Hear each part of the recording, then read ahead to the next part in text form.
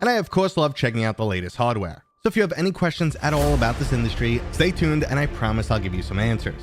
As a reminder, if you have a direct question for me, please use @Mateo311 down in the chat when asking. And if you want to help support this channel, go click the thumbs up right now. Now the stream will be starting soon, but in the meantime, enjoy the montage. Hello everybody and welcome back. The live stream is about to begin momentarily, and soon I'll start answering all of your questions about VR.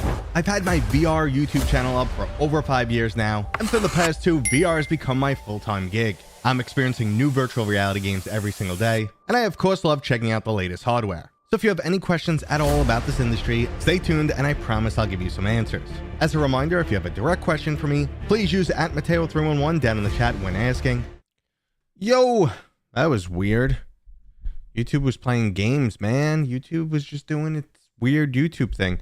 I started streaming like a minute early, and I was like, all right, YouTube is going to wait till 2 o'clock, and then it'll kick things live. No, not today, guys. Not today. It was like, I'll go live when I eventually feel like going live. But anyway, how you guys doing? I see a nice bunch of you guys jumped in already, but no one's hitting up the chat. What's going on? I can see the numbers. Is it on a delay? Is it on a weird delay? It feels like a weird delay thing today because I hit live, man, and it's at 2 minutes before the live stream started. I really hope that's not the case. I really hope that there is not a 2-minute delay on the stream. That would really suck for my interaction with you guys. But Jesus, I clicked start so long ago and I was like, and when?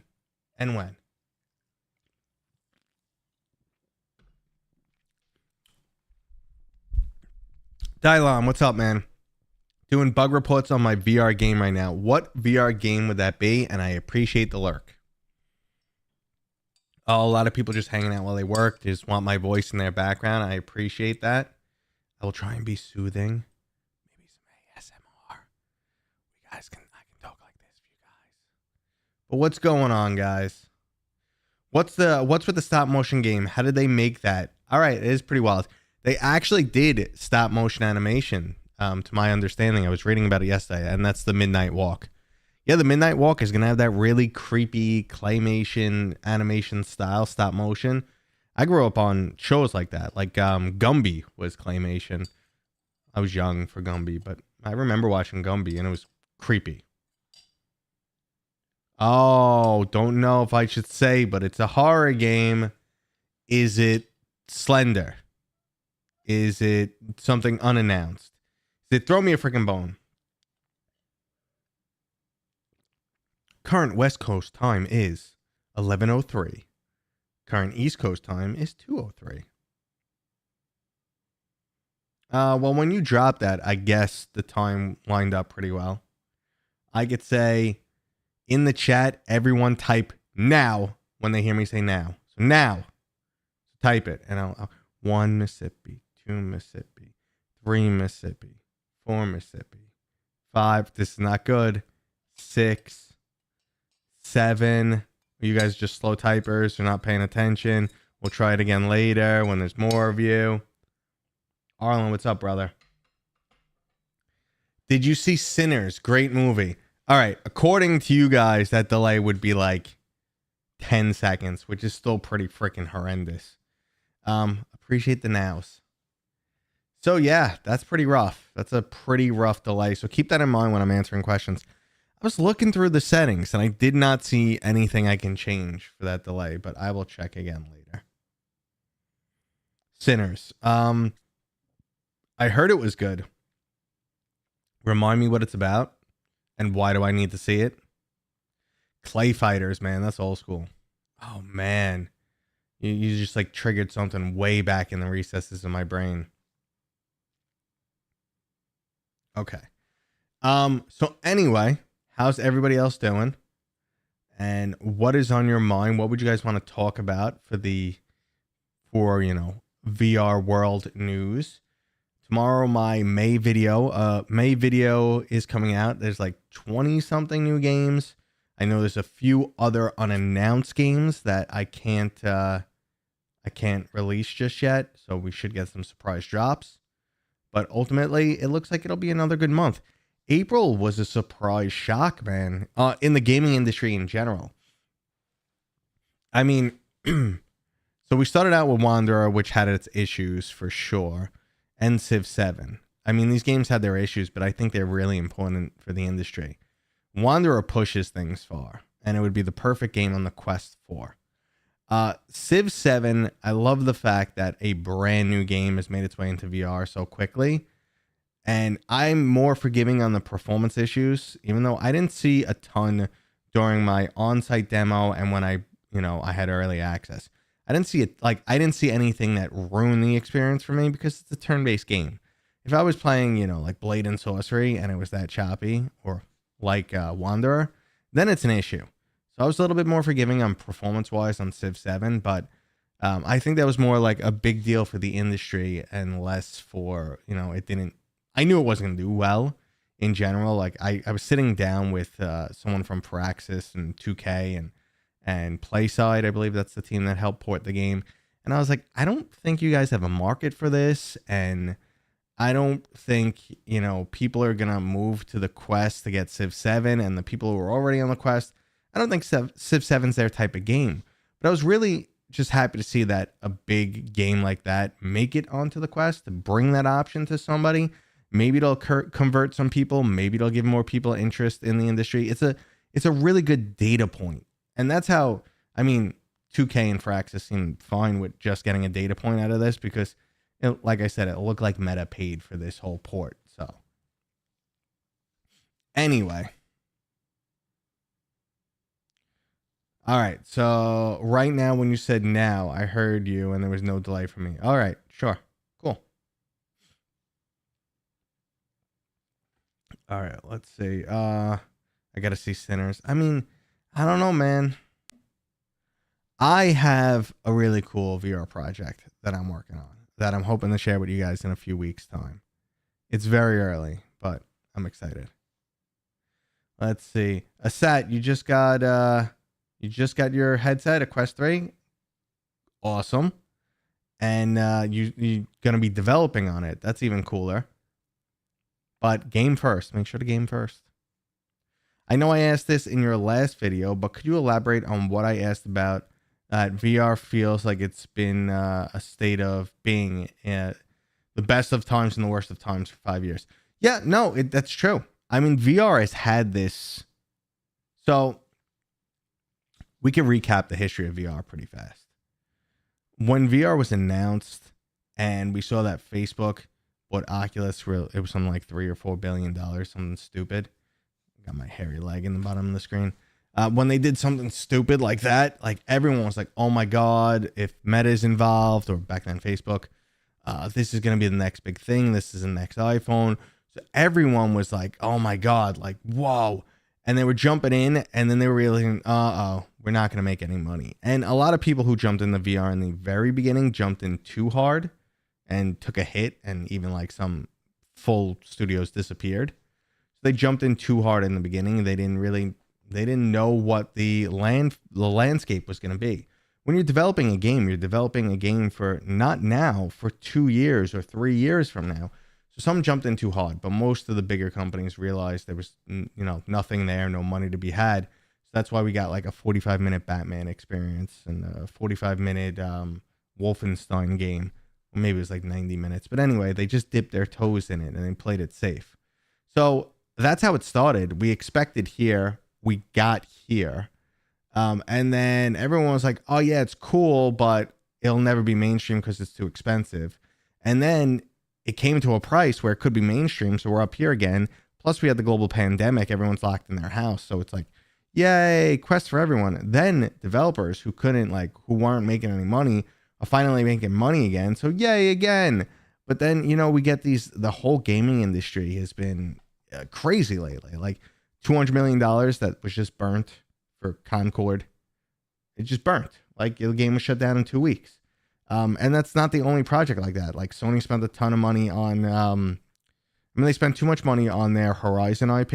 I think the latest one ran up to like 250 million. And they spent all that money. And then they made a Lego Horizon, which they spent real money on, and it did horrible. So I mean, it's just part of the industry. It's always been in this yes, no phase. But I mean, I grew up in the PC gaming is dead. PC gaming is the best. PC gaming is dead. PC gaming is the best. Consoles are better. No, PC is so much better. And now they kind of like those two graphs kind of equaled out. I mean, I know there's still PC master race, but it's nothing like it used to be.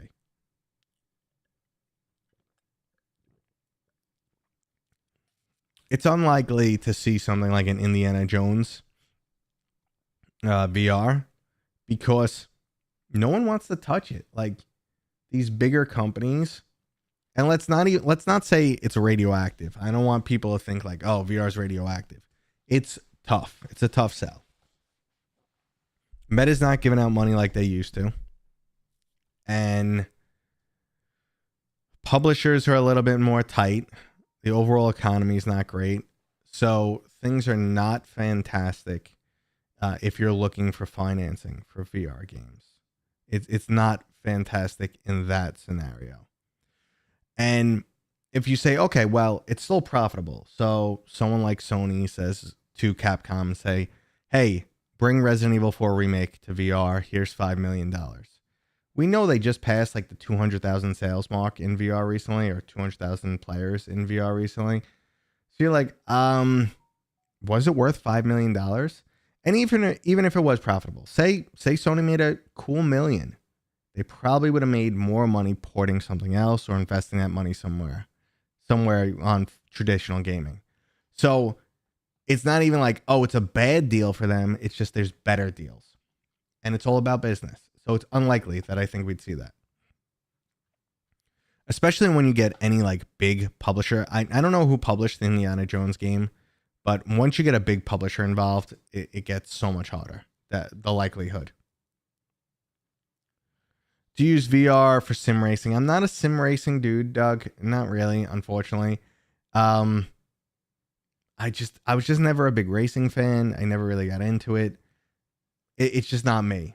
And I've tried some really cool like sims, and they're fantastic, and some sim rigs that are amazing that'll blow my mind, but I'm just like, not for me. Did you see Remnant Protocol video? No, it's a space flight sim like TIE Fighter or Wing Commander, coming Q4. Looks terrific. Let me look this up. Yeah, Arlen, not factoring in tariffs. The tariffs are actually really starting to scare me, because I think we're like a few weeks away from actually seeing some shortages. Let's see. Hold on a sec.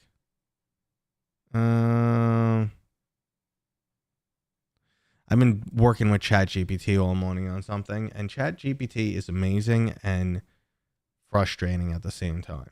Like, it'll just be like, yeah, sure, I got that. I can do anything. I'm a wizard. I am the ChatGPT.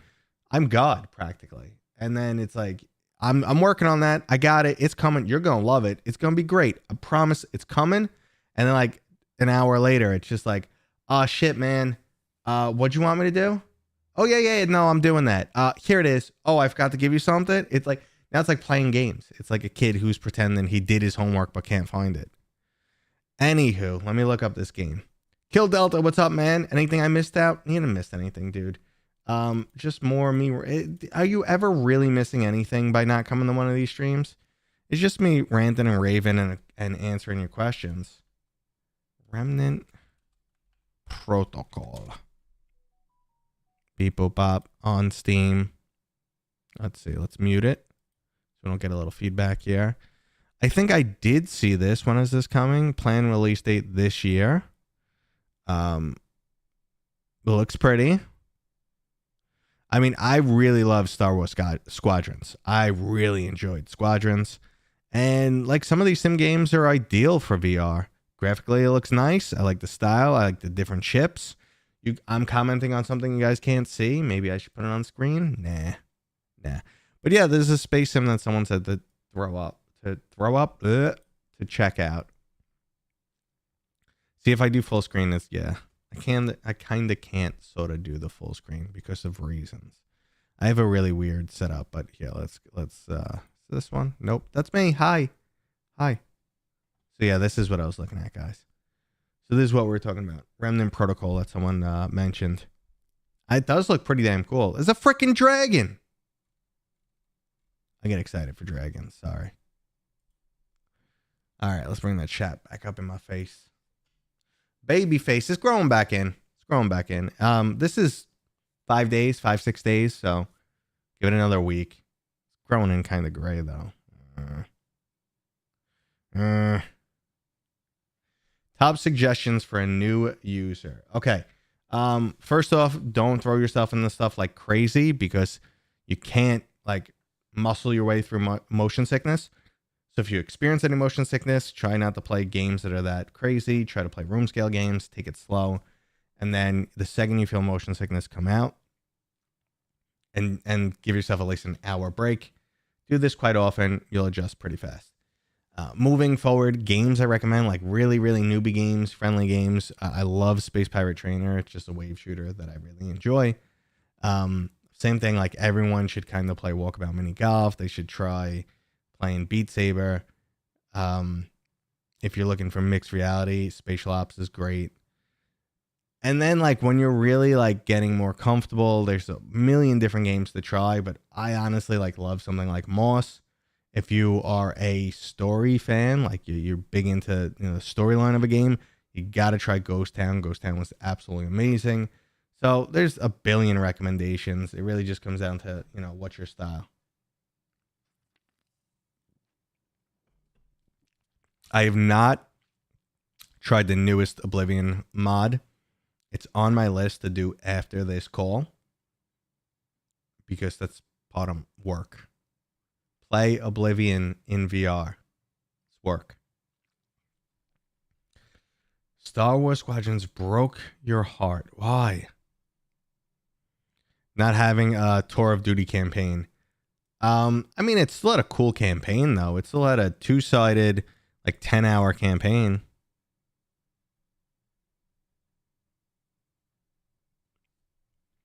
I'm nodding my head like you guys heard the words in my head. I was having a side conversation with somebody on this side of the screen. You can't see it. That's the hidden side. So, what are you guys looking for? Or what game are you most excited for dropping in the month of May? Everyone sound off. I want to hear it. What game are you most excited for dropping in the month of May? And if you don't know what's dropping, I can tell you because I have a list. I mean, I'm pretty sure all of these have been announced. I'm not going to screw up too bad, but let's see. Let's run through my list. All right, Deep Cuts. I'm sure many of you guys aren't aware of what it is. But that actually looks kind of cool. Sandbox-ish, little Bone Lab meets Action Hero style game. Action Hero in terms of the storyline, Bone Lab in terms of like physics and shooting and stuff. Seems like it'd be pretty fun. Among Us 3D is coming, which is flat, but it means it's crossplay with VR. So the VR gamers are going to get a bunch of new players to mess around with. That's cool. Surviving Mars is right around the corner. Surviving Mars Pioneer. That's going to be like a Subnautica. I'm intrigued there, but I don't have super high hopes. The Midnight Walk is the one we were talking about earlier. That's the claymation animated. That looks super creepy. I think that one's going to be beautiful and a lot of fun. Final Fury is coming, which is a fighting game. I tried that one a while ago, like a year ago. It showed a lot of promise, but it's like, how do you turn something like Street Fighter? It's not really Mortal Kombat. How do you turn something like Street Fighter into a VR game? It's interesting. So you got to see if they pull it off. I played through the new levels of Vendetta Forever. That's also dropping right around the time of Final Fury. They have 5 new levels, I believe. And developers saying they're a good guy. I talked to them a lot. Walltown Wonders is the mixed reality game that came from the company that made Hubris, Cyborn. So obviously they know graphics. It's like one of the most beautiful mixed reality games, but it was only on Quest 3 because you really didn't get mixed reality anywhere else. So they're bringing it to PC and Quest. A Long Survive is a co-op shooter that actually looks pretty good. Slender is coming. I'm speeding up. Out of Sight is another creepy story-driven game. You play as a blind kid that sees through their teddy bear. Weird. Everdream is kind of like a Stardew Valley. Looks like it'd be interesting. I think we're getting more updates for Into the Radius 2, which will be nice. Slap Fighter, a game about slapping the crap out of people. That can't go wrong. I like slapping people. The Break-In, it's a co-op, heist game. So you go rob people, but you do it in co-op. That looks pretty cool. Looks like the joke version of Phasmophobia. Blackgate is going to be the asymmetrical, like Dead by Daylight style game. It's almost like Dead by Daylight meets Among Us. Wow, you guys getting all of tomorrow's video. You better come back and watch the video. It's kind of like Dead by Daylight meets Among Us. 4 people play as engineer, got to fix a derelict space station while one person's playing as an alien creature trying to eat everybody. Yay! We got Zombie Army VR, which I'm actually pumped for. I know it got a bad rap in the last few months, but I'm kind of pumped for it. I did hear a story about that game's development. If you notice, XR Games is off and someone else is on. If you guys are interested, I can go into that. Vivarium, you get to build your own aquarium or terrarium. And Formula 1 2025. That's what I have on my list, and it looks like a pretty solid month. So sound off. What was your favorite? And now I'll catch up with the chat. Midnight Walk for sure looks really exciting. You know, Zombie Army VR, you cannot, if you go in with low expectations, it'll most likely only go up. I noticed the games that I'm not super excited for end up like blowing me away. Am I excited for Eldrimor? So I just posted a video for Eldrimor yesterday, Cloud Dealer. If you guys are not familiar with Eldrimor, it's a new upcoming VR MMO. It has some of the developers from Zenith in it, from Orbis VR, some people that previously worked at Blizzard, previously worked at Servios. They got a good team. I met with all of them. I spent hours just chatting with them and just checking out their world. It's not my, MMOs in VR, I'm not sure if work. I'm a little skeptical. It's not exactly my style of game because it's a bit kidsy and centered around socialization or socializing. Regardless, they are very far from launch. This is one thing that I didn't sell enough in my video. I don't know if they've made like their expected launch date public, so I don't want to say, but they are very far from launch. And for them to have what they have this far out, I have high expectations. I played Slender The Arrival with my wife on live stream, like, I don't know, 16 years ago. We used to do like Freak Out Friday. We'd play horror games online. And I think that's going to be absolutely horrible in VR. Like good, but it's going to make me poop myself. Kill Delta, I am 100% with you on the Formula 1 2025. If it nails, if they don't half-ass the VR implementation, it could be a really good game.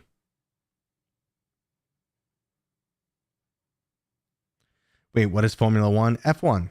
So the F1 series, if you haven't seen it, I mean, they did VR for 2024, but yeah, it wasn't great. Nice. Chris, I'm glad to hear that the Alien patch for Quest 3 is looking pretty good. I enjoyed the game. But it's like, I mean, a lot of the player feedback that went in, I think they also started making some of those adjustments, which were really nice little adjustments. Like one thing that was annoying was the alien was on a timer. So if you got lost in the same area for like 10 minutes, every 3, let's say, the alien would show up, which is just really annoying. So they randomized that a bit, and that helps completely. So it's so funny, Max, the Vertigo 2 DLC. I didn't finish it yet, but I'm at least a few hours into it. I'm at least 2-ish, 2+, 3. I don't know. I don't know. I don't keep track of my time. Regardless, I am genuinely liking it a lot. It's very different, but I think it feels really cool. And I like the fact that I don't know what to expect from that game. Like you start off, you got to like, it's so hard to figure out how to maneuver your hand, but you're using your hand to fly a spaceship. And you'll look at the spaceship and be like, oh, it's flying backwards. What's it doing? No, it's landing. So the thrusters are firing away. So that messes with your brain too. And you got to like reverse, the controls are reversed and you got to land it while you're getting shot at. So it's like, that was wacky as hell, but I died. And that's the very beginning of the game. I died like 5 times. And that sets up the tone for the rest of the DLC. It is hard as fuck. Like, it will kill you. If you play on normal, you expect to die a lot.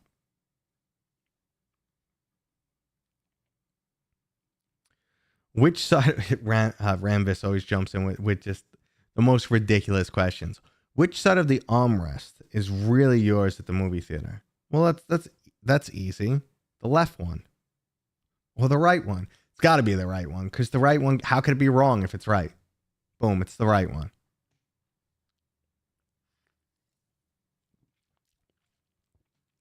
Yeah, they also had like some graphical anomalies in Alien on Quest 3.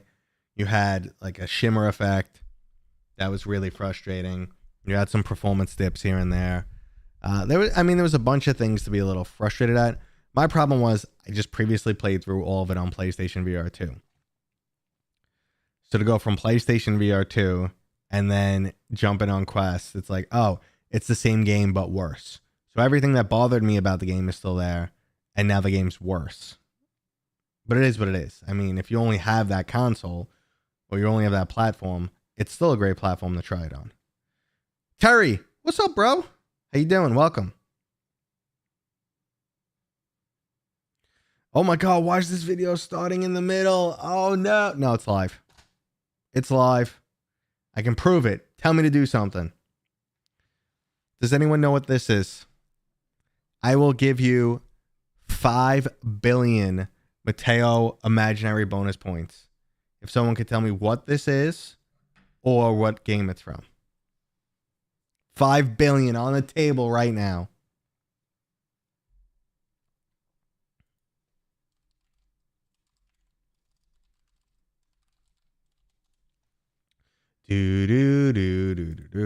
Are tariffs going to affect Valve deckard prices? Most likely. They're going to affect everything. I mean, the global taxes were previously, like, if you just averaged everything out, maybe 5%. Now everything is 10 or more. So yeah, everything's going to go up. Yes, that is the Stellaris ship. I believe, isn't this called the Aurora? Or am I mixing it up with a different ship? It doesn't say on here. And this thing's solid metal. Grow your beard? It's growing, man. It's growing. This is 6 days. Okay? I think this is not bad for 6 days. Give it another week, I'll look back to normal. But it's coming in gray. It's that old. Starfleet Academy? No, it's not Stargate 1. We got the answer already. The staple remover? That'd be cool. Oh, shit.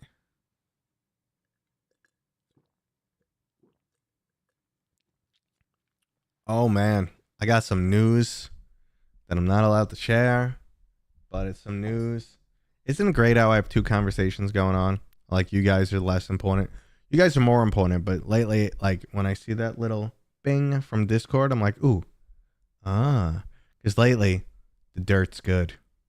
Yeah, it's been good. The tea. Favorite current game? Okay, how long till 10 years ranked? You got another year for that one. Because it literally just dropped like 2 weeks ago. So you got about 50 weeks for that one. And you know what? I should have gave it more attention. I really should have. It's so hard making that list at this point. Tempest Rising in VR. Tempest Rising. That's I don't know that name. Let's look it up. Check it out. Tempest Rising VR. Command and Conquer like 2 weeks ago. How did I not see this? Oh, my boy VR Dad played it. Let's see. He's a nice Italian chap. It looks straight up like Command and Conquer. Wait. Is this a flat game that he's just playing in VR?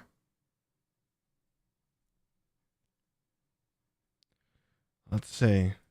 Yeah, Monarch. It works almost flawlessly. Okay, yeah. I'm not super big on the whole modding of non-VR games into VR. Because I love Red Alert, by the way. Because they just don't feel right to me. Which is frustrating. And user friction is a big deal for me these days because I have such little free time.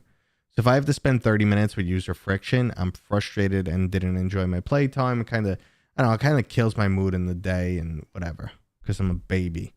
But I don't know. My whole thing is like not the way the developer intended the game to be played. And you're putting like so many aspects of the game at risk, which it's my game. I'll play it how I want to, but I kind of want to see the developer's vision first. But I love the old school RTS, so thank you. There's plenty of games that are modded for VR that are fantastic. I mean, like Half-Life 2 modded incredibly well. Even the original Half-Life, I played on Quest. Fantastic. Absolutely fantastic. So, you know, there's games. See, look, Half-Life VR mods that I've tried are janky and not that playable. Are you talking about the old games modded into VR were not playable? I mean, I would say the opposite. I played the entire original Half-Life on my Quest and was blown away. And I played that before Alex released. And then later I played Half-Life 2 and Episode 1 in VR, and I was amazed. The first thing I did was go to Raven's Home.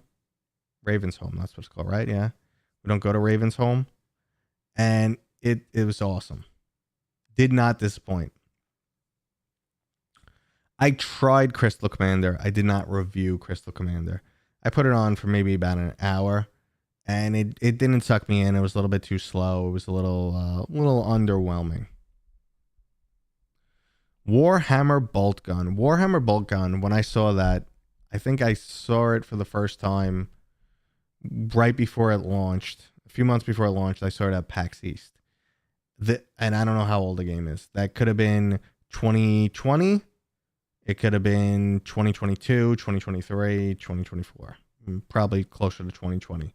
Because, again, I can't remember when the game launched. And I played a little bit of it on Game Pass. So this feels like it was years ago. Anyway, when it came out, I said that would be amazing in VR. Because it's going to perform well with that art style. It's going to be fast-paced. It's going to be fun. It's going to be something new.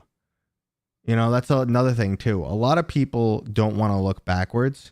Even though there's so many like marvelous games from the past that are better than games that come out today, just taking those old games and throwing them into VR doesn't feel like something new, or, you know, it's asking for complications.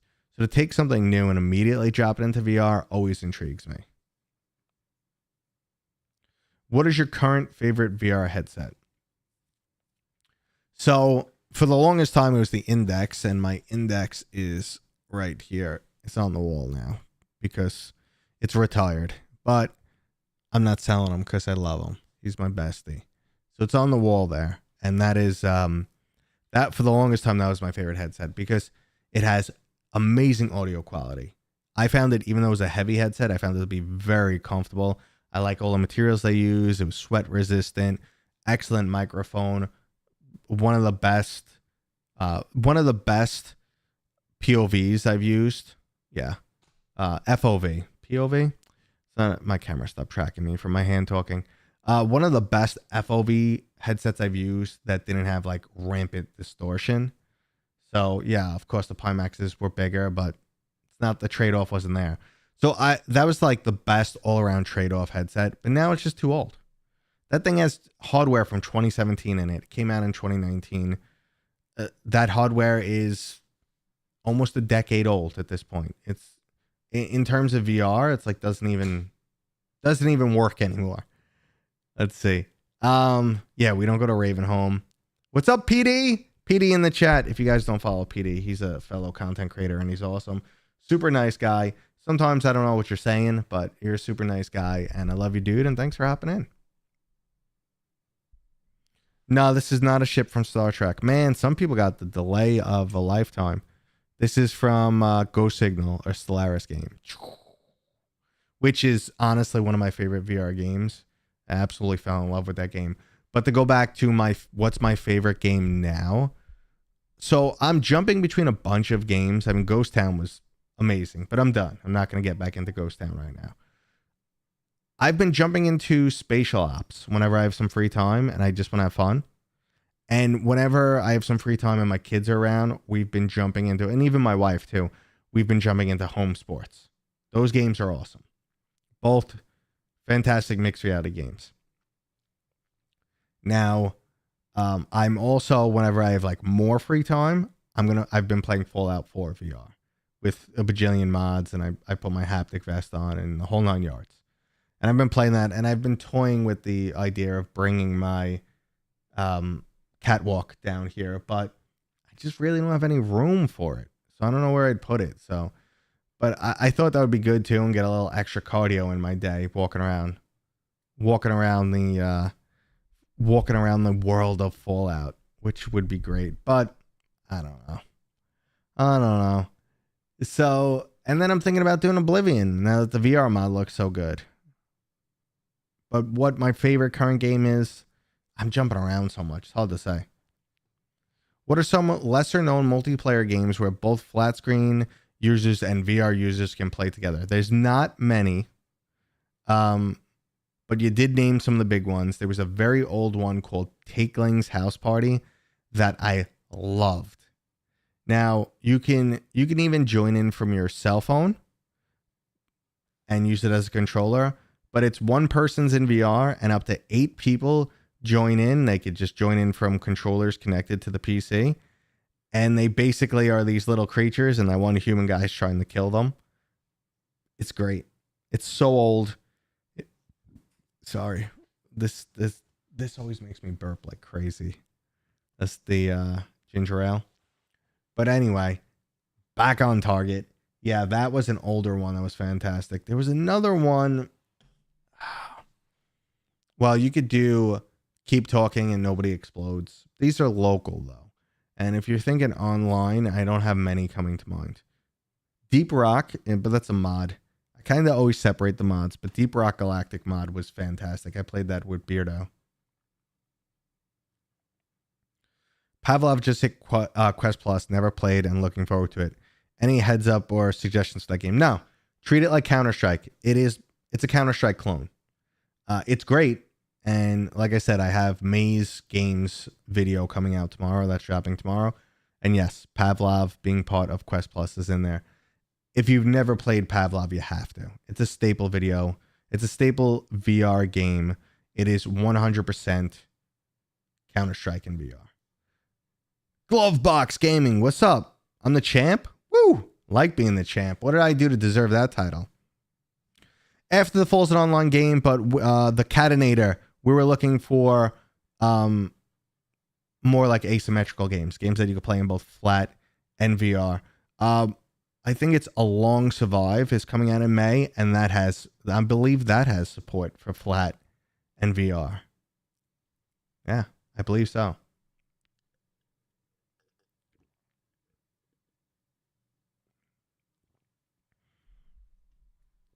All right.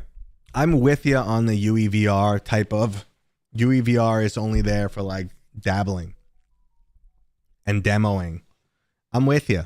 There's very few UEVR games that I sit there and I would play through. And if I'm not going to play through it, then I consider it kind of like a failure, not a successful port.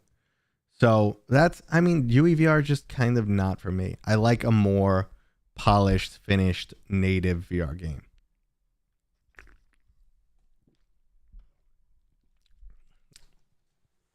Yeah, someone mentioned No Man's Sky already, PD. And on that note, there was a Ubisoft shooter a long time ago. I can't remember the name of it.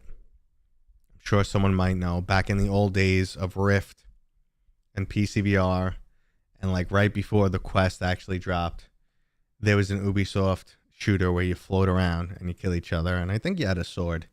And I remember my buddy Eric for President loved it. But when I first got into it, I was one of the very few people who had an index, because this was right around like launch week of the index. And I was able to go in and flip everybody off.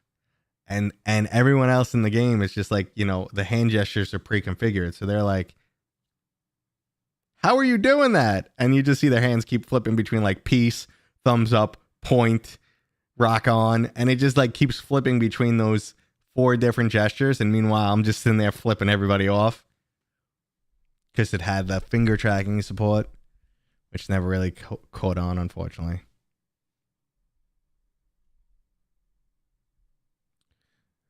I thought you meant house party. Well, it was Takeling's house party, so I don't know what the other house party is. Are you thinking like the puzzle games? That would be cool. That would be cool. Are they going to bring Alex to PlayStation VR 2? You know something? I honestly thought they would have a long time ago.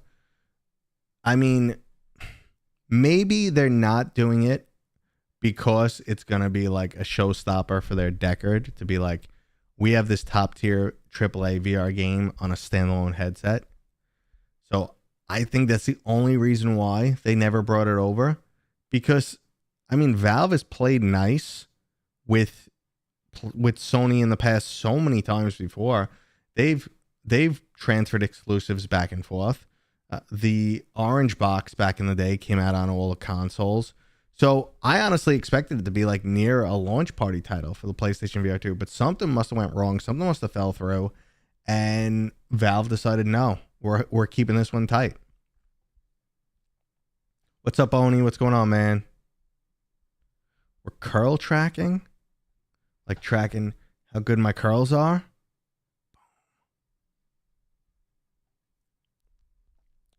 See, I wish the Vigo's game style took off. You know something? That was actually really unique, and that was being showcased at PAX East one time. And the feedback of people watching and playing is amazing. I think I'm going to stay on that note of PAX East in a minute. You know what? Not even a minute. Let's do it right now. You guys get your questions ready. Start thinking about your questions. I'm going to rant for 2 minutes. So if you guys don't know, I attend PAX East every year. And the first year I ever attended was 2020. It was the last event before the world closed down. It was February of 2020. 2020. It was, yeah, that year and that month. And right before the world shut down for COVID. So I went there and they had an awesome VR setup. And I don't need to go into the details, but they had a really good VR setup. It was impressive. It was showcasing VR really well. And then it closed for years because of the global pandemic. And when it came back, I think there was 2 years before they started showing VR again. And when it came back finally in 2024, it had all of the old equipment. And there was a sign that said, come try the latest and greatest VR. It was hidden in the back. You couldn't watch people play. You had to sign up for a time. It had all the old hardware. We're talking about Rift CV1s and HTC Vives, base stations, all that nonsense. And you couldn't watch people play, and it was hidden. So I was like, this is a joke. So I worked my butt off. Since that day, I went home. I started reaching out to everyone I know that, works with Meta, to game developers, to everyone. I said, PAX needs new headsets. And sure enough, I got Meta to deliver 20 plus headsets to PAX East. And they have a very solid list of games. They said, these are some of the games we're interested in. Can you help us get in touch with studios? I said, yep. Here's a contact for all these people. I said, good luck. They came back. They said, this is our finalized list. It was badass. And if I don't know how many of you guys, if any, are coming to PAX East, so I'm not going to go through the list, but it looks solid. It looks solid. Hair Force, what's going on? Steam was in a rather different position back in the Orange Box days. Yeah, I mean, things were definitely different back then, Oni, for sure. The only difference was, they've still continued to play nice. We've seen a lot of Sony's exclusives, like God of War and Horizon, make it over to Steam. And I kind of just expected it made sense for the two of them to play nice together, because you're up against the Quest market, which is 20 million, let's say. And then between PlayStation VR 2 and PCVR market, you're looking at like 5 million. You take those numbers with a grain of salt. So it's really hard for developers to develop high end in VR. And I thought, like, an alliance. Would you like to form an alliance with me? I mean, I thought that would be a really good deal for both of them, but I don't know. Meta will not have a booth at PAX. They're not having any official type of booth. PAX isn't really their thing. I read the first book in Ready Player One. VR elitism is no longer about progress, but about hype. Rich guys are being ripped off while everything remains the same. Can you elaborate on that? Rich guys are being ripped off. I want to know which rich guys are being ripped off while everything remains the same. I mean, I'm not saying, hey, that doesn't make any sense. I need more context for sure. Okay. Speaking of curl tracking, that if Meta makes XR wristbands, they pull double duty by also functioning as IRL health bio trackers. Yeah, that'd be good. That'd be solid. It gets scary though that they're collecting so much information. Like, they have an outlined, pretty much mapped out version of our house. And because anytime you do the room setup, so they have a mapped out version of our house. They know our biometrics, especially when headsets going to have eye tracking in it. Listen, everyone's tracking our everything, but it's creepy how much information they're going to have soon. Clayton, think Valve will drop a new HMD? Yes. I think we'll get the announcement rather soon and see the headset before the end of the year. How's that sound? Based on what I'm seeing, what I've heard, all the leaks, the rumors, the people I talk to, I spoke a lot about this after GDC. I came home from GDC and I said, listen, the headset's real. I can't tell you how or why I know that, but the headset's real. It's not a matter of if, it's a matter of when. And I really think that when is this year. So I gave a million different scenarios of like how I could know, but none of them were the real scenario. You're at a conference with 1,000 people who work in VR. People talk, people say things, people accidentally show something they shouldn't. Again, more examples that aren't true, but this stuff happens. So it's out there. Yeah, Midnight Walk we were talking about earlier. We're all really excited for that. Thanks for the review on Ghost Town. Very cool game. Loved it. I loved it. It deserved it. What is the problem with making games hybrid like RE7? Is it a cost thing? Okay, Glovebox, I was talking about this earlier too. So I'll take the Resident Evil 4 remake as an example.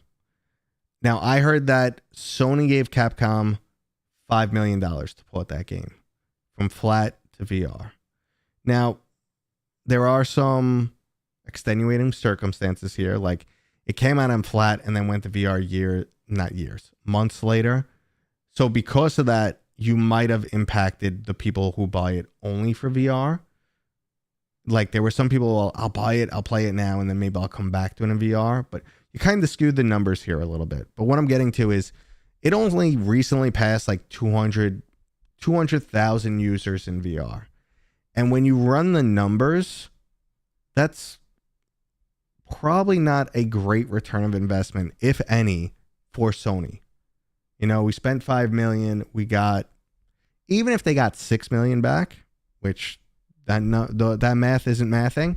Even if they got $6 million back, and again, don't take these numbers like the number, like they're, the Bible. They're not the 100% literal numbers. Just go with the math for now. Even if they made a 20% return, they probably could have made a bigger return somewhere else. And Sony's made some big mistakes in recent history. So, you're going to go where you get the biggest return. It's just business. That's the issue with hybrid. It's still a risk. And even if it does pull a return, it's not a great return.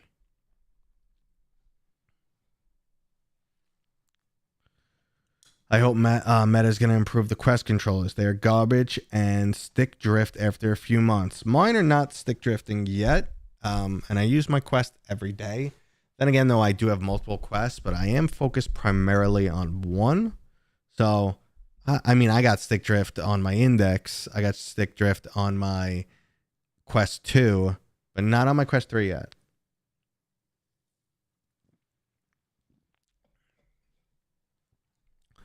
All right. So, I'm very uncomfortable today, so. Yes, so Oni's right too here. QA for VR is a lot more difficult, especially when you're doing multi-platform development. It is, literally, you basically have to have someone come in there and play every aspect of the game over again in every headset and replay multiple different parts, and then try anything that goes wrong, try and duplicate, try and find the root cause. It's monstrous. So yeah, it gets really rough. All that stuff. And you're not adding in like anything else. Like, okay, well, yeah, they gave you money to port the game, but where's the money coming for advertising? So that's gonna, it's the money they give you isn't straight profit. It usually goes back to just like paying the development. So you got a studio be like, oh, we just worked the last 2 years porting this game. We did okay, but not amazing. And then you have a publisher who's like, oh, we spent all this money to publish this game. It did okay, but it's not amazing. Why wouldn't they go in a different direction? If you're as a business, I understand there's a passion aspect to it. You want to make the game you want to make, but a lot of times people just, they're not that fortunate. It's just the way it works. QA testing is not always fun. No way. Okay. Let's see. Stick drift with the move to Quest 2, but not have drift. Yeah, see, okay, Oni's with me too. He had stick drift on Quest 2, but not 3. Let's see. The haptics on the Quest 3 are weak. Yeah, I'm with you on that. So I would say the Quest 3 haptics are weak to the point that I don't notice them. However, the second they're not there, you're like, what's wrong with my controllers? Like if someone went into any game you play a lot and flipped off the haptics, you'd be like, at first you wouldn't understand. You would be like, what's wrong with my controllers? Or what's wrong with this game? And then eventually it would kick in. So it's really weird. Trevor, we were talking about it we were talking about Eldrimore, the game I recently covered a little while ago. And because of that, I'll talk about it again. I have high hopes for it, but it is a very, very long time before they're planning to launch the game. In fact, I feel like they started their announcement tour maybe slightly early, maybe have the Kickstarter up at least first, maybe have a little more content or something to showcase. But and I don't think they made their proposed release date available, so I'm not going to say it, but they have so much time to implement all the features and stuff they were talking about, and they're building off such a great foundation. So they might not make the game of my dreams or a game that I really want to play, but I think they will be successful at making a fairly solid game that people who are looking to scratch that itch will get that itch scratched. Giggity.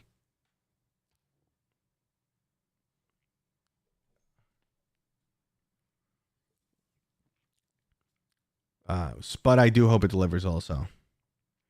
And yes, haptics, battery life. Haptics, battery life. I would trade off a little bit more. The battery lasts freaking forever in those controllers. So I'd be willing to lean a little bit more into haptics rather than battery life.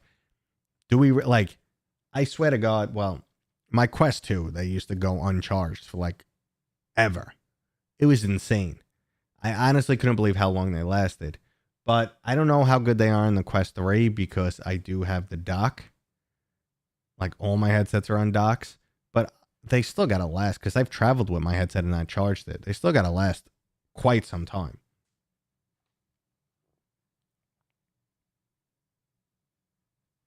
Let's see.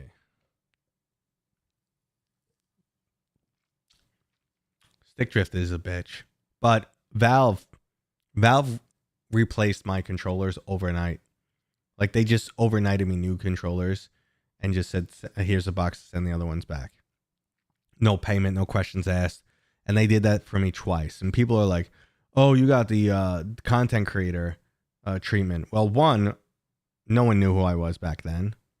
And two, they didn't know who I was. So that's bull. They treated me right. Yeah, the controllers still last forever, right? And there's a million different ways to fix stick drift. Some work, some don't. Some you end up breaking everything. But I think I think my index controller started drifting after 1,000 hours. That's when my index started. I was in hyperdash, and I'm like, why am I? What is? I'm like, where am I going? But then, I mean, you were able to get a few more months out of your index controllers by going into the settings and adjusting the dead zone a little bit. You were able to get a few more months.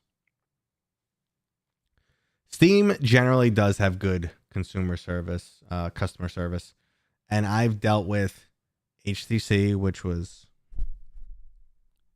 Meta is rough, too. Do you know, I waited 3 months to get a game removed from my account. So this was back when I was supposed to be in the tournament for In Death Unchained. Well, I ended up being in the tournament, but I couldn't play on my account. My game was broken. And I worked with the developers, and they were trying to figure out what's going on. And I'd be like, well, the game says I'm offline, and the game stutters pretty hard, like every 2 minutes. And it turns out that, like, they used a lot of the meta tools in the back end. So there's one for authorization. Do you actually own this game, and are you allowed to play it? That's a check that goes up. Meta says you have the game, they allow you to play it.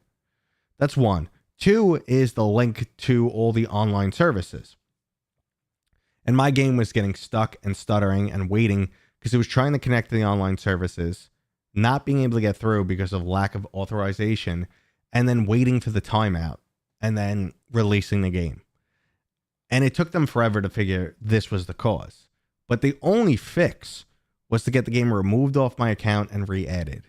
That took Meta 3 months to remove a game from my account. 3 months. Yay. It's crazy, man. Why Quest 3 over Pico 4 Ultra? Pico 4 or Pico in general is not sold in the US, and I don't recommend you get one imported because you could get scammed, and if something goes wrong with it, it's hard to return and yada yada. So that's why Quest 3 over Pico 4. But I liked my Pico 4. I didn't have an Ultra, I had a Pico 4. I thoroughly enjoyed it. It's just it didn't get the exclusives that I like. So what was the point of it? I mean, what's the point of it? It's just like a different Quest with less games.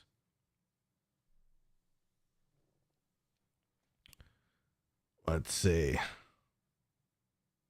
So adding VR to a game after the fact, a deal breaker also.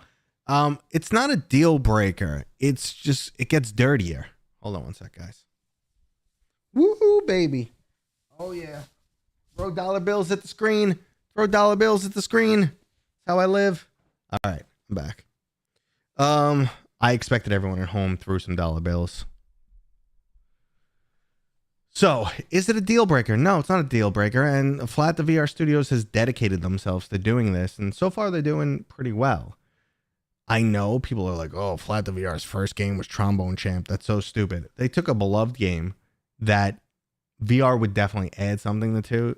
You get that, tactile feedback and everything. So VR adds to the game. It's a solid port. People still love it. They loved it outside of VR. They love it in VR. They added new mechanics. So, I mean, I think that's an amazing first start because you have to prove to people that you could take their original application, their product, their idea, their baby, and bring it to a new platform that has to be modified, but still retain its essence and stuff like that. So giving your intellectual property to someone else, is a lot of people don't hand that stuff over easily. So you really need to build up like your resume and show people what you've got. So I thought Trombone Champ was a great first start. And they have a bunch more games coming down. They have Surviving Mars Pioneer, which is actually not a port, but a new game. They have, what is it, Before Your Eyes? That's the horror game. Well, it's like a psychological horror game. Let me see. It's, Before Your Eyes. Out of Sight. Before Your Eyes is a completely different game.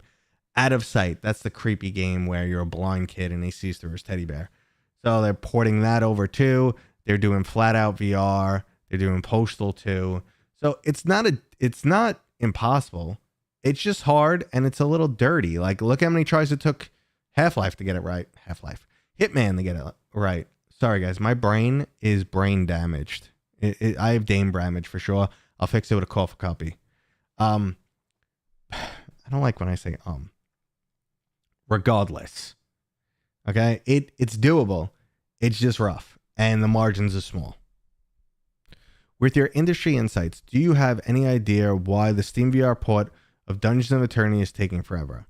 I love that game on Quest. No one nailed VR melee battle, in my opinion. I love the game too. I don't have any insight because I haven't spoken to their studio, but there's a million different reasons. I mean, one is, like we said, QA. Remember, when you go over to pcvr, it's not this is what a PC is. A PC is one of 8 bajillion different combinations of hardware. So QA is going to be a lot harder. You also have, hey, we're going to test on 17 different headsets. We're going to test it Wi-Fi streaming. We're going to test it Airlink cables. You know, how far are you going to go with your testing? We have to do controller profiles for the Index, for the Quest, for the Rift, for whatever the case may be. It's tough. You know, that shit takes a while. And I'm sure they probably said, hey, let's up the graphics while we're at it. It's PCVR. Let's make our game look badass. That comes with more testing, you know? Okay, well, what impact does that have on performance?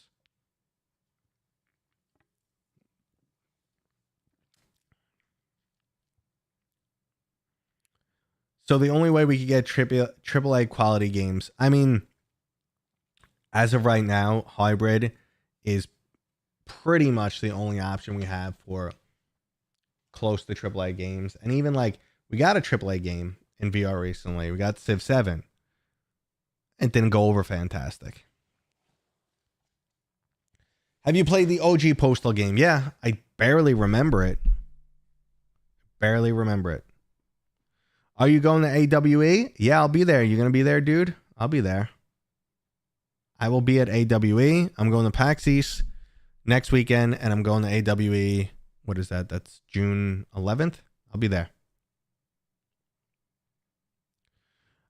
So the developers of Hitman 3, World of Assassination, said never say never when it comes to the PC port.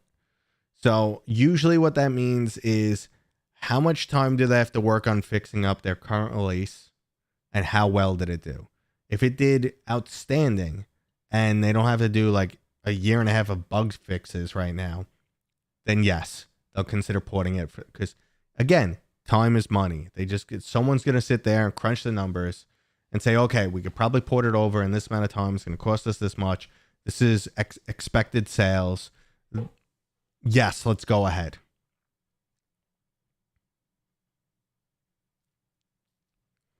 So, I mean, it's weird when games get ported from one platform to another, especially when they were built from the ground up for a single platform and then get ported later. Sometimes there's a lot of adjustments that need to be changed, or sometimes this is when developers, I don't want to say they find themselves like in the weeds, but they go, oh, we're on PC now. We have so much more overhead. Let's implement the stuff we wanted to. Now, they can't change the core of the gameplay because then it's going to be too hard to keep the two versions in line. But they can add like post-processing and new lighting effects and stuff like that. And then they implement that, and it turns out it breaks something else somewhere down the line, or it kills performance in certain areas. So there's a lot of testing that goes with it. And based on what we've seen release in the past year, like how broken games are at release, let developers take their time. It sucks because every month in delays is a ton of money. And then at the same time, they got to sit there and go, well, let's get our game out so we can get some cash back, so we're not burning the money. So we actually need money to pay our employees to keep fixing the game. And then people will be pissed that the game launched not perfect. But it's like, well, the other option was, you know, we're broke and the game doesn't get fixed anyway. But, you know, consumers rarely appreciate that. And it's understandable. You're spending your money. You shouldn't get junk. So UEVR is not really a great start for making it's a decent start for making a VR mod, but it's not a direct stepping stone for the mod implementation or development, because UEVR is not, it's set up to inject. So it's set up to like force its way into the engine and make some changes to give the user a VR experience. It doesn't let you pull that stuff out and throw it into the executable and now recompile the game, or, you know, recompile a modded version that works in that manner. I hope that made sense. What type of projector do I have in the back? That is oh man, it's been a while since it's an Optima HD60. It's a few years old, but it is 4K 60 hertz HDR. It's only HDR 10, but I was able to see the Game of Thrones White Walkers fight that everyone said was too dark. It was not too dark for me, so my HDR worked. But yeah.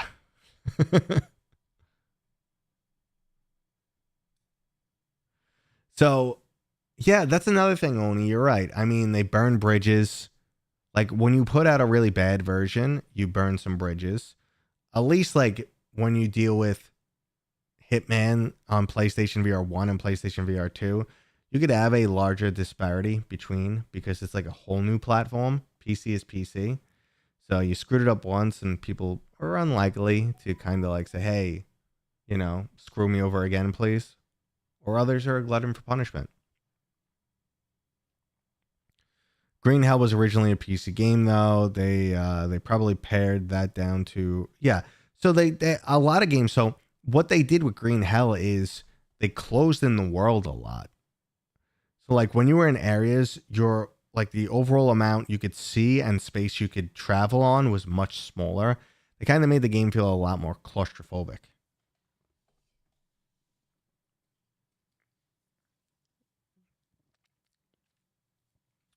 As shitty as the VR industry is right now for developers and publishers and you know, lots of other people in the industry, Meta, even their Reality Labs earnings were down, but everyone's earnings are down right now. Even with all that stuff, the consumer just had a great month. April was fantastic for VR games. I mean, I haven't been this happy and this excited with surprise launches or games that were unexpectedly amazing in so long. So it was a very solid month.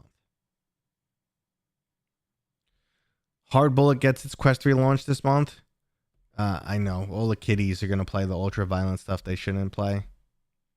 With games like Wander and Hitman, Sony needs to realize that they have and what they have and lower the price for the PlayStation VR 2. I mean, it's probably at a loss at this point anyway, or because it's research and development and how long it took, and the initial selling price was close to cost. I don't know, man. I can't see Sony caring about the PlayStation VR 2. It's just not important enough, money-wise, numbers-wise, growth-wise.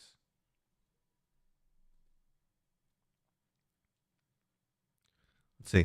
With the Switch 2's game pricing being over the top, do you think the...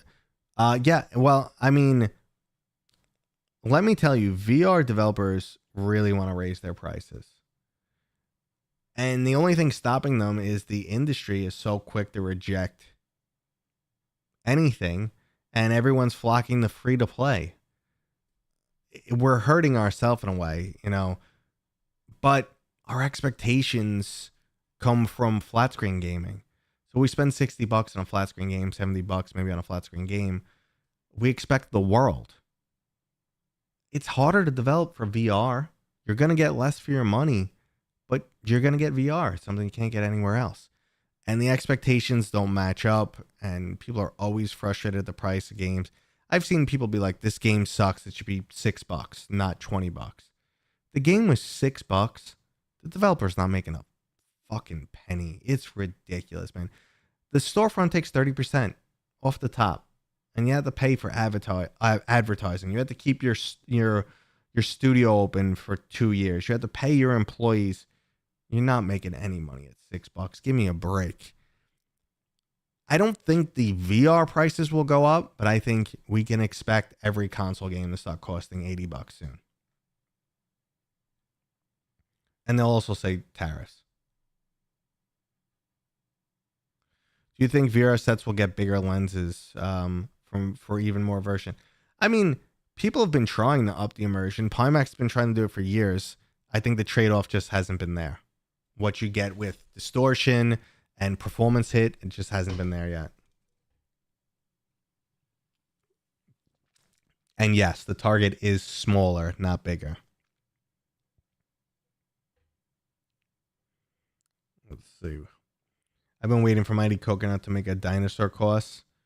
Hell yeah. There you go. That actually, when you think about it, that just makes too much sense. It's like, they don't have one of those yet. Don't they have over 30 courses? And they don't have one with dinosaurs? They have one where you go in a submarine and one where the world is upside down and a labyrinth, and they don't have dinosaurs? What? Wasn't Green Hell part of Quest Plus? The Quest Plus games rotate, so I can't tell you.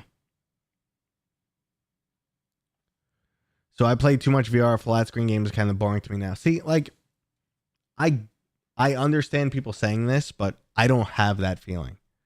I still love my flat screen games as much as my VR games because both offer up something I can't get anywhere else. Like, when I play my PlayStation 5, it's pretty much just for their biggest exclusives. The God of War, The Last of Us, even The Last of Us is older, but Spider-Man, all their big exclusives that kind of, they put 100, 200 million in. Those are blockbuster titles that you really can't experience anywhere else. And I love those experiences. But then when you get into a really solid VR game that you're like looking around and like, whoa. And like, you're just like so overly immersed. You can't get that from flat. But at the same time, I'm just not going to get that same production value. I'm not going to get that same story writing and voice acting and motion capture and all those like goodies and bells and whistles for like a really high production value game. I still really enjoy a good storyline. That's why I've always been an RPG fan. But unfortunately, yeah, we're not like, they're different worlds. And we've been waiting for the two to mix. Like the closest thing was like Asgard's Wrath 1 on Rift and Lone Echo. Like these have been some that are trying to get into both of those AAA status and VR with all the VR, bells and whistles, but they're few and far between. So guys, look at that. My buddy Streamlabs has been dropping the link to all of my recommended games, recommended hardware, and any of my affiliate stuff. So if you guys are in the market for anything VR right now, go click that link. It'll show you like the latest games that came out. It'll show you, I know someone was asking about my favorite all-time games. That's on there. So I have Mateo's Hidden Gems. I have popular based on Meta's storefront. They tell you what games they think are popular. Then I have, my top 10 games of all time, my hidden gems, my best mixed reality games, and I have a list of hardware that I own. And some of them are affiliate links, some of them are just regular links, just because.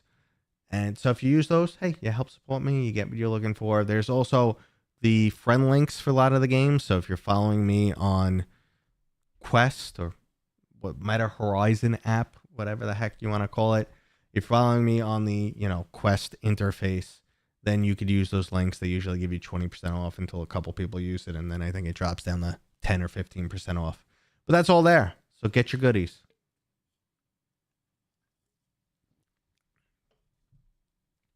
A software cheat to enlarge the FOV. I feel like that's asking to look horrible.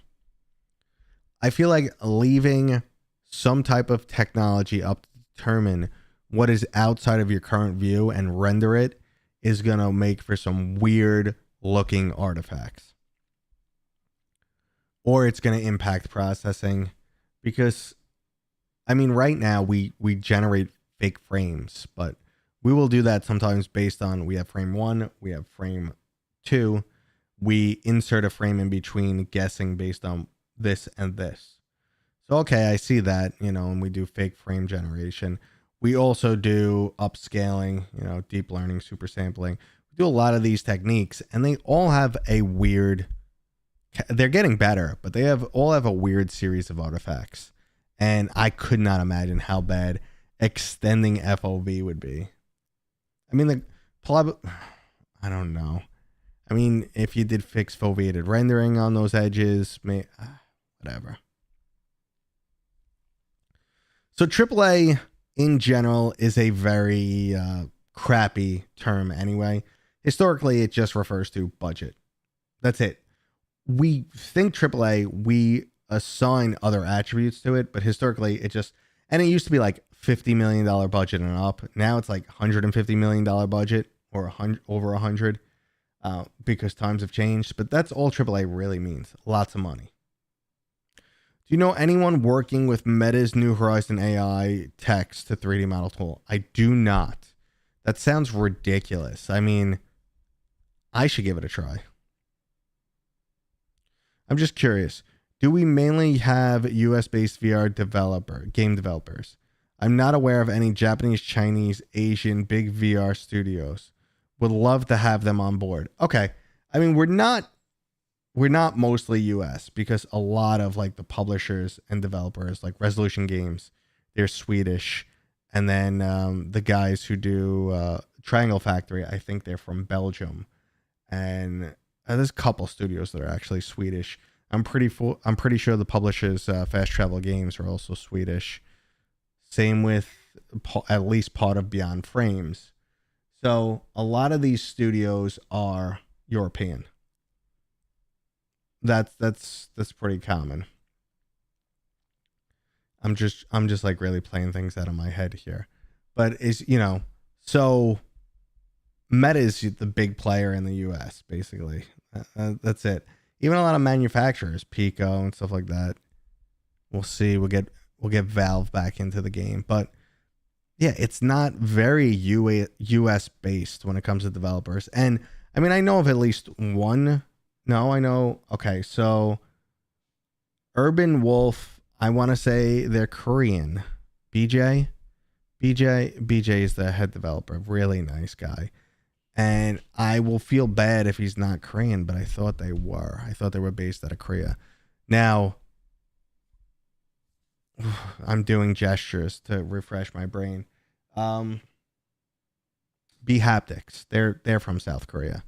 Haptics is South Korean. True Gear is from Asia. I don't know where in Asia. I'm racking my brain here, guys. But I do know of one Chinese development studio, and I can't talk about them right now. Mateo, can you dance? You've seen me dance, brother. You've seen me dance. I've seen you dance. We were dancing in Germany together. Oh yeah, they're the Kronos guys. Isn't that oh, my dearest. My dearest. And also the guys that are doing the upcoming anime game. Help me. Evangelist. Oh my god, I'll look it up. And I'm going to mispronounce it because I've already been yelled at for mispronouncing it. But let me head over to Netflix. I think I have it on my timeline. I'm not logged in on this computer because I never watched Netflix here. Let's see. Let's see if it's still on my to watch list. We scrolling or what? I'm logged in Netflix. Oh, it had a little pop up. Neon Genesis Evangelion. So who's the studio doing that?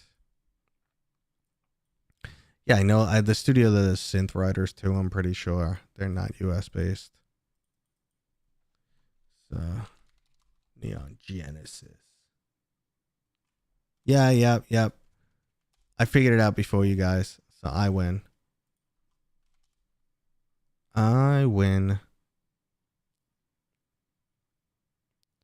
Let's see who's doing this game. Developer.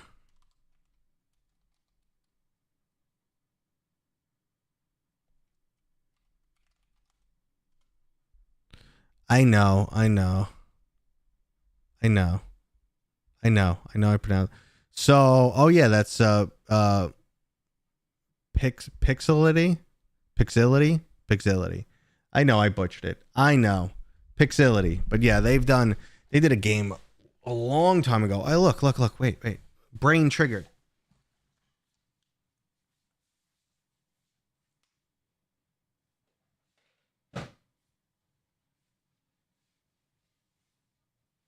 This game. Come on.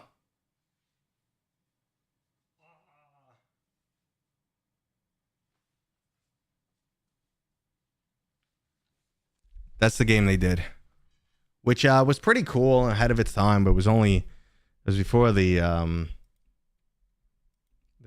Quest days. So anyway, I'm winding down here, guys. I'm winding down. We're gonna be ending the stream soon. So if you guys got any more questions, stop firing them in. Stop firing them in, man. Yeah, I don't think it's going to be an interactive movie. I met up with them at GDC, but there was a little bit of a language barrier, and the guy I was talking to was quite verbose because he was very passionate about the anime, but he was such a nice guy, and he was talking about how, like, we can't let this anime down, meaning his studio, like, doing it justice. So I mean, their past game, The Patcher, like, was solid gameplay. It wasn't just sit back and watch something, but you don't know what direction they're going to go in. So I hope it's good. I hope it's good. Tales of Glory creators working on 2 games. TOG3 Kung Fu based game. TOG4 a remake of TOG1. So Tales of Glory 3, a Kung Fu based game, and a remake of Tales of Glory 1. That's actually pretty cool. Did you ever get feedback from the company that made that vest that shacked the hell out of you at 35%? I'm curious to hear what they said, if anything. They didn't say anything to me. They did not. I didn't get any feedback. I mean, that went through my talent agency. So, I mean, I'm sure if there was bad feedback, my manager would tell me, but I didn't hear anything. I mean, everyone using that vest is bitching. It hurts. And you can, of course, adjust it. It's just the response you're going to get varies. So you kind of never know what to expect from it. But shit, man, it hurt. It hurt. Will you get the Midnight Walk before the official release date? I got to reach out. I mean, normally, so the Patcher is pretty old, man. It was PCVR.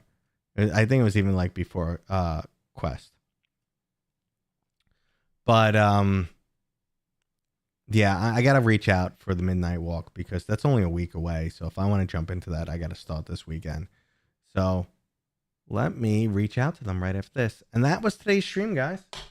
Thanks for hanging out with me. It means a lot. You guys know I always appreciate you guys. If you guys weren't here, I wouldn't be able to do what I do. And I love what I do.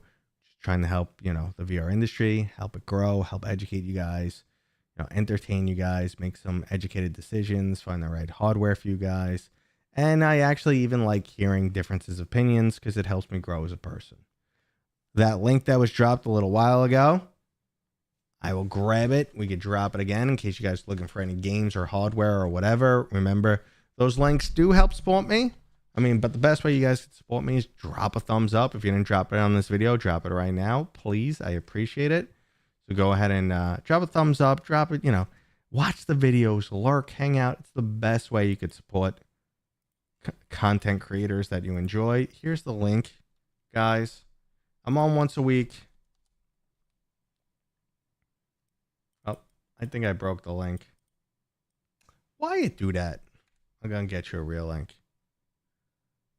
Peace from Canada, the 51st state. Oh my God. I'm not getting started. I don't even need the link. Do you guys need it? I'll get you the link. Jumping back and forth between thoughts. So we'll drop that and I'll head out and then life will be great and everyone will smile and rejoice and be like, wow, we had a good day. It's a good day. Here's your link incoming, guys. Again, like I said, if you guys weren't here, I wouldn't be able to do this. So I appreciate you guys. Thanks for hopping in and I will talk to you guys next week. I'll be live next week, right before I go to PAX East. And there's a video dropping tomorrow with all of May's games. So I hope you guys enjoyed this. Peace out, everybody. I have an end screen. And that was today's stream, guys. Thank you so much. I wouldn't be here without you. You guys mean the world to me. I hope I did a good job answering all of your questions. And if you want to help support me, the easiest ways are always to leave a comment, throw a thumbs up, subscribe, or if you're one of those crazy people who likes to burn money on me, why not use one of my affiliate links for a discount on some accessories? Maybe become a Patreon or YouTube member. And finally, I have a merch shop with items that no one has ever bought before.